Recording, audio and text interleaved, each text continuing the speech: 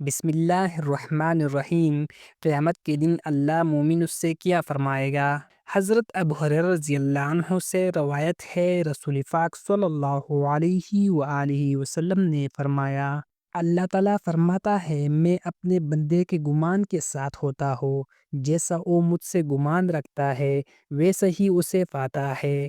صحیح بخاری حدیث نمبر 7405۔ حضرت عبداللہ بن عمر رضی اللہ عنہما سے مروی ہے، رسول اللہ صلی اللہ علیہ وآلہ وسلم نے فرمایا، اللہ تعالیٰ روز قیامت اپنے مومن بندے سے تنہائی میں بات کرے گا۔ صحیح بخاری حدیث نمبر 6534۔ حضرت عبداللہ بن عمر رضی اللہ عنہما سے روایت ہے کہ رسول اللہ صلی اللہ علیہ وآلہ وسلم نے فرمایا، قیامت کے دن اللہ تعالیٰ مومن کو اپنے قریب کرے گا، یہاں تک کہ اس سے ڈانٹ دے گا اور فرمائے گا، کیا تو فلاں فلاں گناہ کو جانتا ہے؟ وہ بندہ غرض کرے گا، جی ہاں اے میرے رب۔ تو اللہ تعالیٰ فرمائے گا، میں نے دنیا میں تیرے گناہوں کو چھپایا اور آج میں تجھے معاف کرتا ہوں۔ پھر اس کے نیک اعمال کا صحیفہ اسے دیا جائے گا۔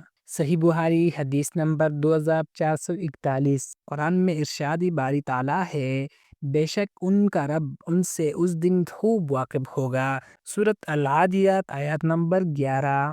اللہ تعالیٰ کی رحمت قیامت کے دن اپنے بندوں کے ساتھ کیسے پیش آئے گی، یہ حدیث اس کی سب سے حسین تصویر ہے۔ جو بندہ دنیا میں ندامت، استغفار اور توبہ کے ساتھ جیتا ہے، اللہ تعالیٰ اسے نہ صرف گناہوں سے درگزر فرمائے گا بلکہ لوگوں کے سامنے شرمندہ بھی نہیں کرے گا۔